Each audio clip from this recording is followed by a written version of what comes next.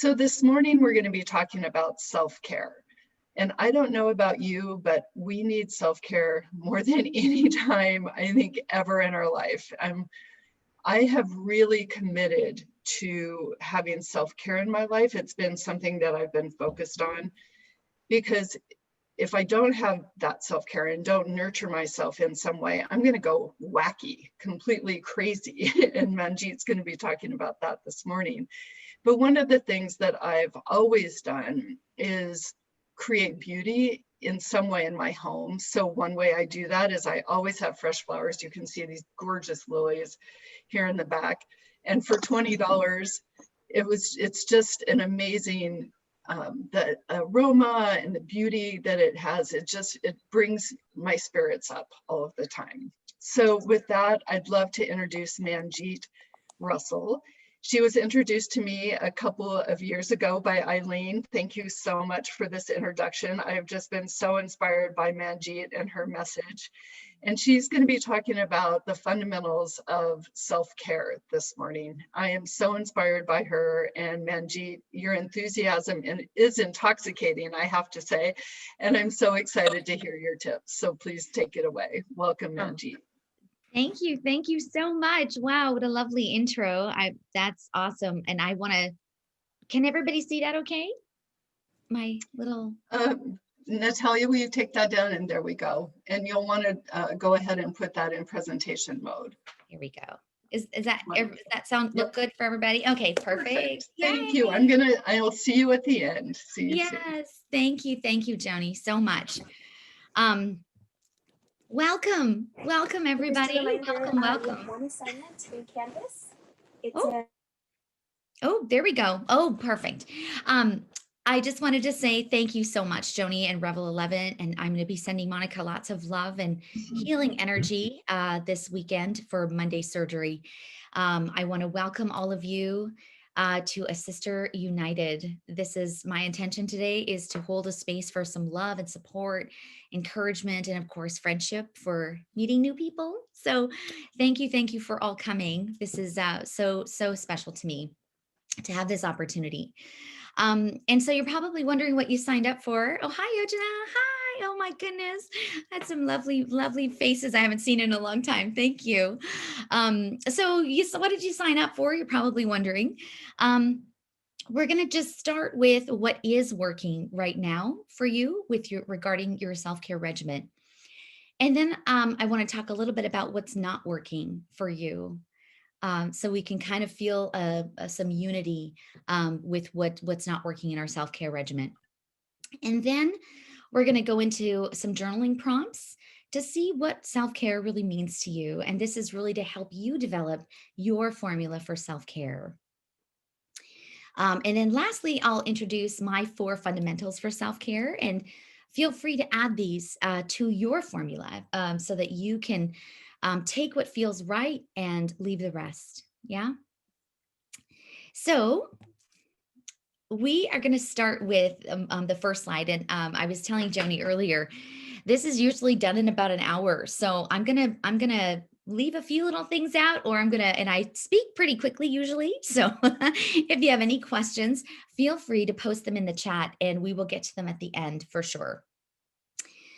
So the first question that I have is, and this is another thing about Zoom that's new for me. I'm used to in-person workshops, so they're usually pretty interactive. So with a big group like this, obviously that's not really easy to do. So I'm going to just kind of walk right through the some of these slides where I have participation. But feel free to add any comments that you have in the chat window, because I'd love to hear your thoughts, obviously. So what is working for you guys right now regarding your self-care regimen? Here are a lot of the things that folks are doing in order to honor their self-care. And you'll see that they are different. So like yoga is online, right? Reading books, getting manicures and pedicures, just doing them yourself versus going into the studio. Meditation, virtual lunches with friends, virtual walks. One of my really good friends, Laura, she introduced me to that concept of a virtual walk during our age of COVID. And prayer, if that is your medium for connection with your faith, that is also something that a lot of folks are really gravitating to right now regarding their self-care. And of course, yoga online, because the studios are closed. And Zoom workshops like this. I know I like to hold Zoom workshops, but I really love participating in them as well, because I really crave that sisterhood. So that is a big part of my self-care, is connecting with other women. I had a client the other day say, I'm just breathing, Manj. I'm just breathing. And that is exquisite self-care in these really stressful times, right? A lot of my good friends, I have some of my friends online right now that are writers. Mayum is a big writer and doing writing jam sessions and facilitating things like that to help people kind of tap inward, which is really beautiful process as well, to honor your self-care. I know for me, part of my self-care is cooking and eating. I love to eat. So that's a big one. Yeah, I have some hands up with that one. And for me, it's eating my mom's, Indian food. And I really miss her, of course, because she's up in Canada and we haven't been able to see her. So part of my self-care regimen has been having her record some videos of her cooking some of my favorite dishes. And so that's been really lovely to see my little Bollywood mom uh, talking about all these cool spices and putting things together. So it's really been a cool way to honor my self-care with her. So also being in nature, it's a really great way to honor your self-care regimen right now when things are just so upside down with COVID.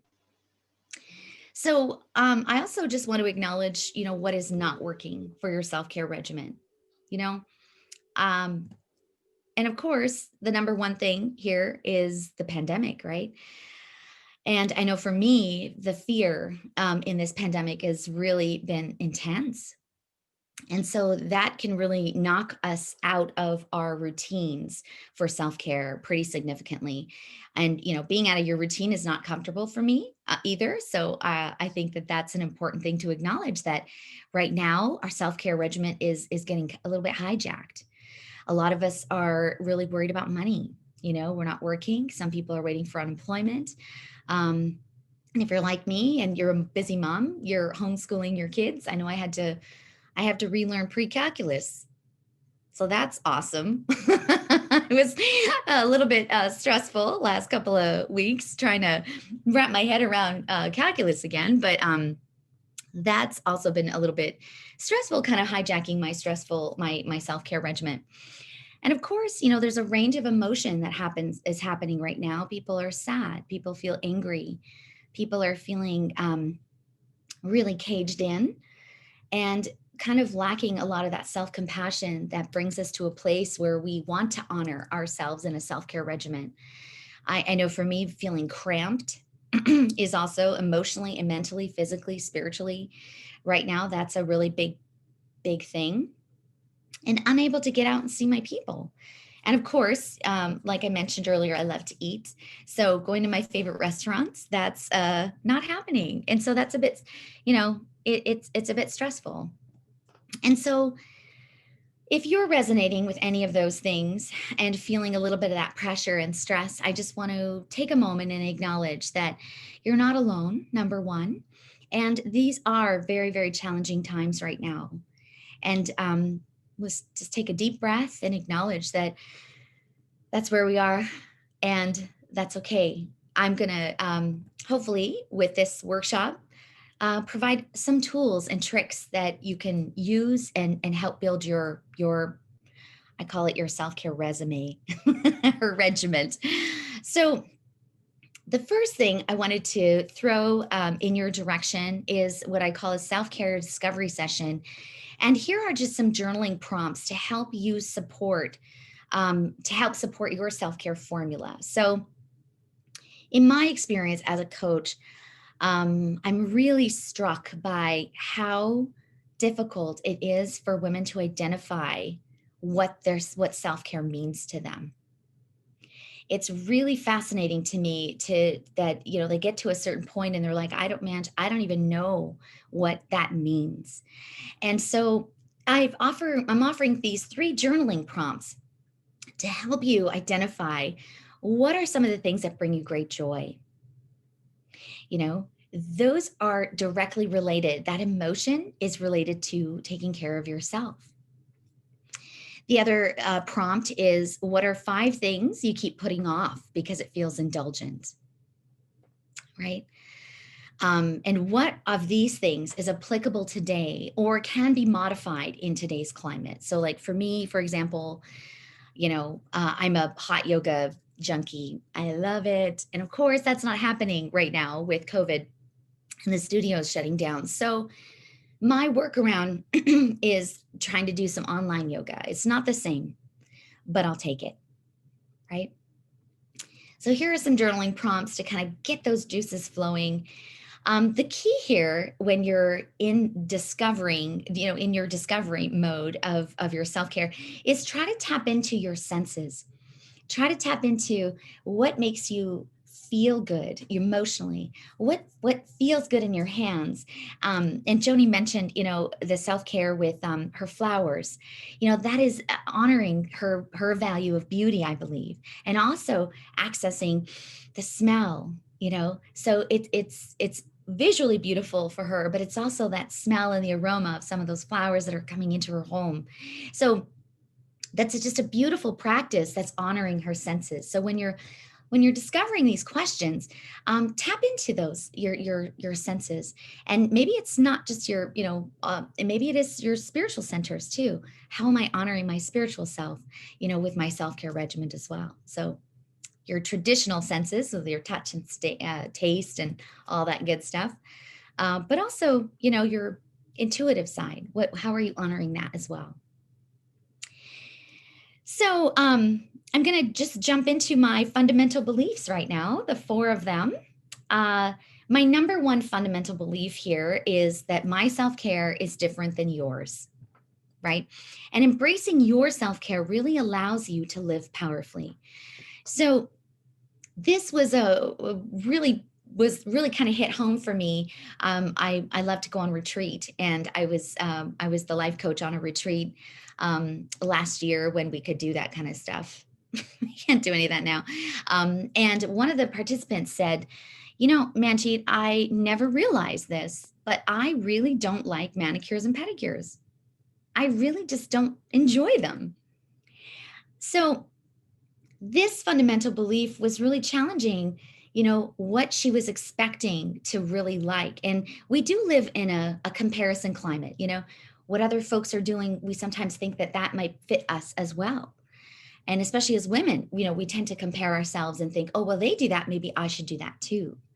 And so this fundamental belief, it challenges you to dig deep and say, what do I really enjoy? And just honoring that my self-care doesn't have to look like yours. Yeah. So number 2, my fundamental self-care is your self-care routine will evolve and it will change according to the circumstances in your life. So refining your self-care regimen, it's actually an evolutionary process, right? I used to have 3 fundamental beliefs for self-care that I talked about for years. And then I got breast cancer. And then I was like, oh, wait a minute. I'm missing a really, really big fundamental belief. This one became very glaringly obvious after my diagnosis because a lot of the things that I was doing for self-care before my breast cancer diagnosis involved a lot of physical stuff, like, for example, my hot yoga. Well, I had a partial mastectomy.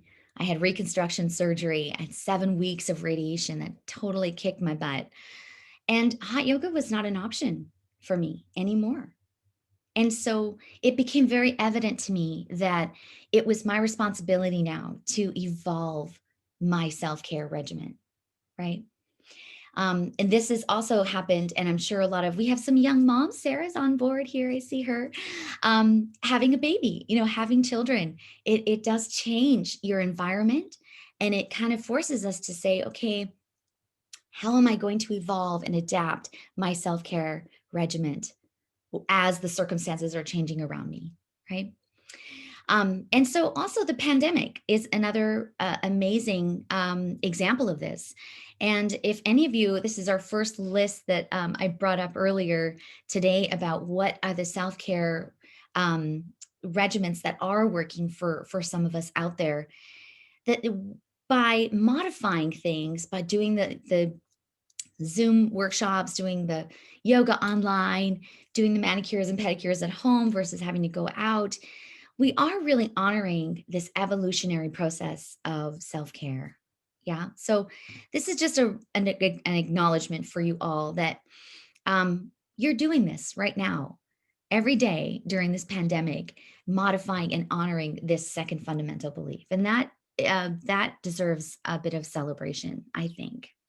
So good job with that. So my third fundamental belief is you cannot pour from an empty cup, right? We must take care of ourselves first. Does everybody agree with that? Yeah. So essentially, if you don't take care of yourself, it's very, very difficult to take care of others and to find your own balance, but also makes it difficult for us to grow. And so we are actually in survival mode when we are empty, right? So yet self-care is one of the very last things that we tend to do, right? It always kind of falls at the bottom of our list, right? Can anybody relate to that? Yeah, you can put your hand up, or yeah. We're looking after everybody, right? And I think a lot of us intrinsically, we understand this concept of having a cup half, half full or empty, and we're unable to give. And I had a client once, and we were talking about this, and she said to me, and I really was profound, and I want to share that with you guys today. She said, "Man, I understand that concept completely. I get it. I get the fact that intrinsically I cannot give when I'm empty." But her problem, her issue was, what am I filling my cup up with then? Right? If you can't give when you're empty, that's a great concept. That sounds awesome. But it doesn't mean a whole lot if we don't know what we're filling our cup up with, right? And that's where we come to our journaling prompts, where we ask ourselves, what are 5 things that bring you great joy? And so for this particular client, because I'm a coach, we challenge you, and if you're open to the challenge, you accept the challenge, you go for it. And I challenged her and I said, "Hey, how do you feel about just making a mental note this week of all the things that are bringing you joy in your day, small, or big?" Right? So just during the week, be mindful of when you're feeling joy, write down what's happening around you. And so the next week she comes back and she says, "Man, I cannot believe one of the biggest things that brought me great joy was just having my cup of coffee in the morning and watching the hummingbirds on my patio." And she said, "I just was my way of connecting with nature and hearing these beautiful, birds and their wings fluttering." And that was a big epiphany for her, because that becomes part of her self-care regimen, right? And that was something she wasn't even knowing. She didn't even realize she was doing. But by being conscious of that, creating that awareness around what is bringing me great joy and how do I access that more in my life. So these journaling prompts can help you figure out, how am I filling my cup? Yeah. So these, there's 3 strategies, fundamentals. That's awesome. And I just want to see, with a show of hands, how many of you have set up, a resolution or masterminded a really cool, super cool self-care regiment and it didn't last? Okay. Yeah. Anybody? Yeah. I see some hands coming up. Yeah, I'm guilty too, right? I absolutely get that, that we have these fundamentals and we have this belief. And as a coach, I want to know what happened, what happened that didn't allow it to really last. And that brings me to the fourth fundamental, which is, in order to create a self-care regimen that's sustainable, right, we must first value self-care in our lives. We have to really make that decision and say, I really value it, and I'm going to honor that. So what does that even mean, really, right? What do values really mean? And so this is just a way to kind of hone in this fundamental. If have you guys ever done anything in your life where people were really, really shocked, like, of how courageous it was? Like, in their mind, they're like, oh my gosh, how could you possibly do that? Like, it seemed so courageous and difficult, but for you, it felt very natural. It felt very normal. Can anybody relate to that? I know we have some pretty powerful businesswomen here. I'm sure, launching, your businesses, even having children, it's a big deal. But for you, it didn't feel like a big deal. Anybody relate to that feeling where you're like, yeah, it was so easy, but people are like shocked? Yeah. Well, I've also had that experience. I'll share mine with you. When I was 24, I moved to the US by myself. And some of my Canadian sisters are here, so they know a little bit of my story. And I came here with $1,000 Canadian, which I quickly went to the Bank of America. Remember, there was a Bank of America that used to be here. It's not here anymore, I don't think. And I gave them my $1,000 Canadian, and they gave me back about $1.50 in American, because the exchange rate was so bad at the time. Well, it wasn't really $1.50. It was closer to like $660. That's about what it ended up being. And my rent was $600. So I had to live, with $60, for that month before I could, get any money. And I had moved down for a job. I was working at the University of Washington in my other life as a nuclear medicine technologist. And so that's what brought me to the country. And all I had were some scrubs, some pots and pans, because my mom was very, very serious about me cooking proper food and eating healthy. And of course, I had my car. And so it really, and everybody was like, I can't believe this, Manj. I can't believe you're doing that. You're leaving your family, you're leaving all of your friends and your jobs that, my job that I love so much as a nuclear person up in Canada. But for me, it felt like the right thing to do. And for me, I valued freedom more than money, right? In that moment, I didn't know it at the time. I had to kind of look back and go, oh, that's what was happening here, is that I was valuing my freedom more than money. And that is still very true for me to this day, a value that I hold really close. So my point is, when we embrace self-care in our value system, you can make self-care decisions a lot more powerfully, right? So that was my fourth fundamental belief about your value system. So it might be interesting to see, how does self-care become a really big part of your value system, by looking at some of these journaling prompts and diving in and seeing, how am I filling my cup? So I have some, I was just going to say here, these are my four fundamentals. And normally, if you were in a workshop, I would have little bookmarks for you, because I love giving presents and journals and pens and fun stuff like that. So I just have this kind of slide to solidify: when we value self-care, it becomes easier to embrace. We cannot give when we're empty. Your self-care will change with the circumstances in your life, and your self-care regimen is uniquely yours. So embrace it and love it. Yeah. So I was going to say, Joni, did you want me to go into some questions? Oh, I think she's muted. Am I back? There we go. Hi. Thank you so much. That was wonderful, and I got so much out of that. A question from someone out in the audience was, when you're in a routine, all of our routines have changed so drastically. Yeah.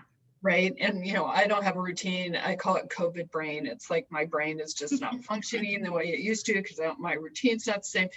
Do you have any suggestions on how to deal with that, Manjeet? That COVID has hijacked your routine? Yeah. I mean, does that all come back to self-care so that you can, get back into that routine? Or I just thought that was Sarah had mentioned that. And, I know everyone's struggling with that lack of Yeah. routine. So does self-care bring that back in? Yeah. Well, and I think that's also for me, when I hear that question, it really it brings me to my intention. It really it makes me think about what is my intention for the day. And so I think tapping into, it just really getting really clear that my intention for today is maybe just to take a bloody shower. Like there are times when you're so busy. And by taking a moment in the beginning of the day, and I know this really served me as we went into COVID, and my schedules were hijacked, and then I have these my two beautiful daughters in my face 24/7. So it was kind of like, okay, what am I doing here? So by creating in the morning my intention, I would say these are like the top 3 things that I really want to accomplish today, right? And then allowing myself to be flexible and organic with how that's going to happen, right? Without, so for me, because I could be pretty hard on myself, like a lot of you are, I'm sure. So I will say, here are the top 3 things. And then how am I going to manifest that in my day? And how is that going to like support my routine? And so sometimes it's even just calibrating certain times of my day that I'm going to say between 1 and 3, I'm going to do self-care.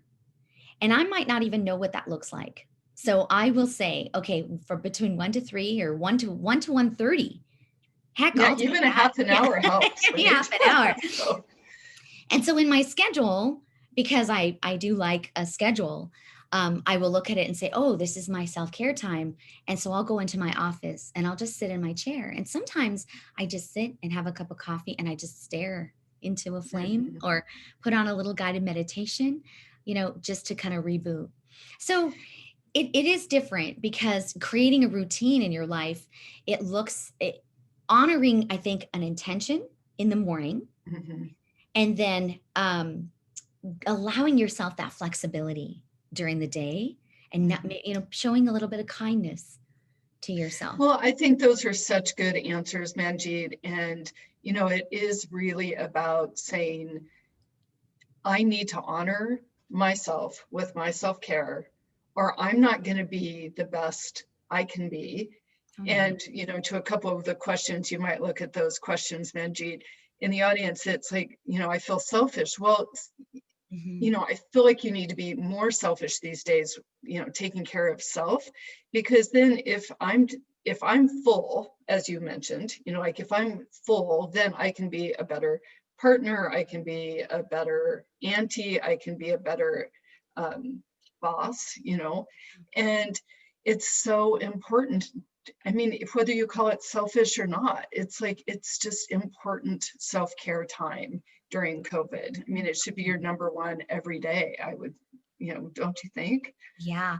Well, and it's a great point, right? It's such a powerful point. And it really, to me, it just hits it right on the nail with the head. I can't say those sayings very well. It's a hammer. I know. I always get them backwards too. I can't do it, but I try all the time, but I can't do it right. But when you are really busy and you're a mom, or you're like me, running a couple companies, and you're trying to you're hustling and you're trying to make everybody happy and content as well, because that's part of how you define yourself. Absolutely. Yeah. So it becomes like, okay, well, taking that time away from somebody else feels selfish. And so that really brings me to my concept of balance.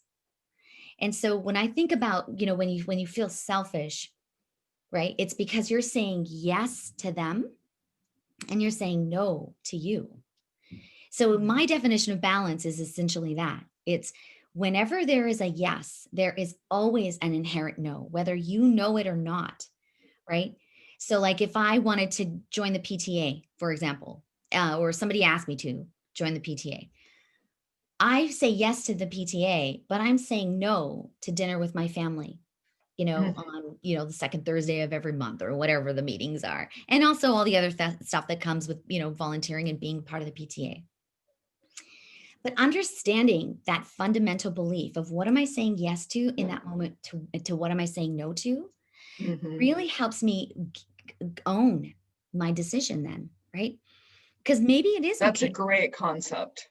Right? Maybe it's okay that I say I don't have dinner with my family, every other Thursday, but by grabbing that power, having that knowledge and not being a victim to the no is the key, right? So whenever you're feeling sticky or selfish, it might be helpful to say, what would I be saying yes to in that moment? And what am I saying no to?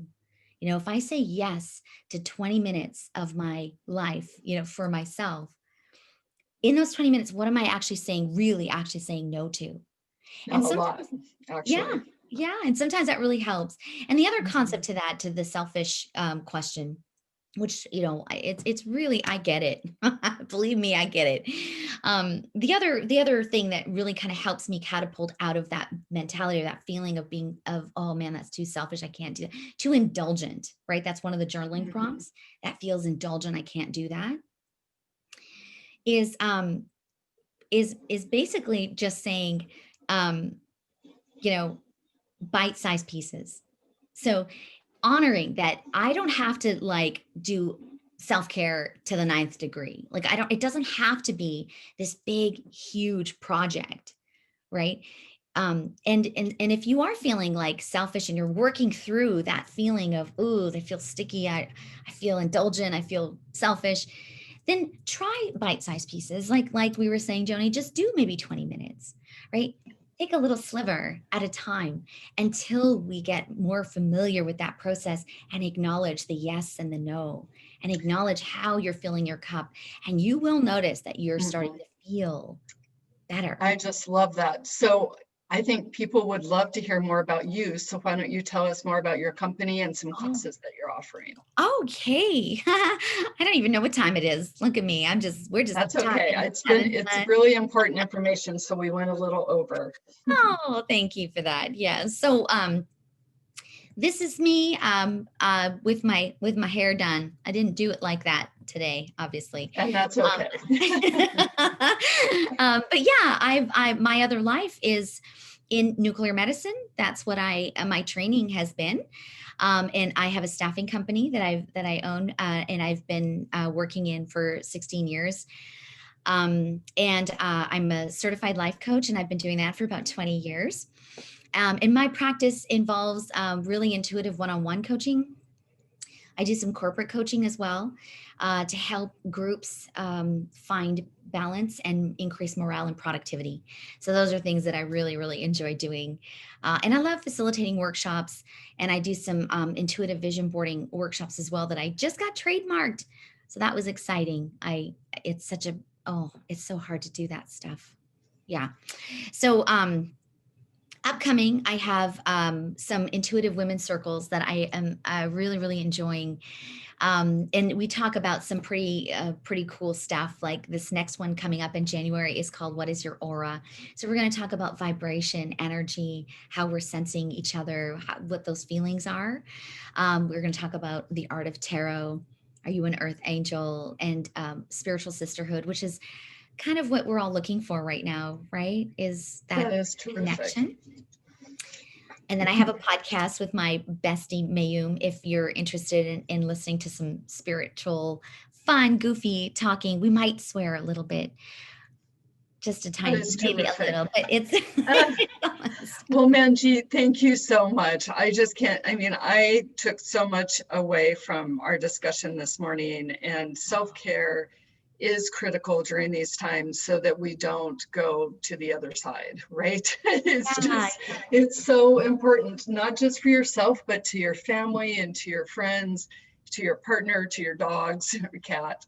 yeah. So thank you so much for joining us.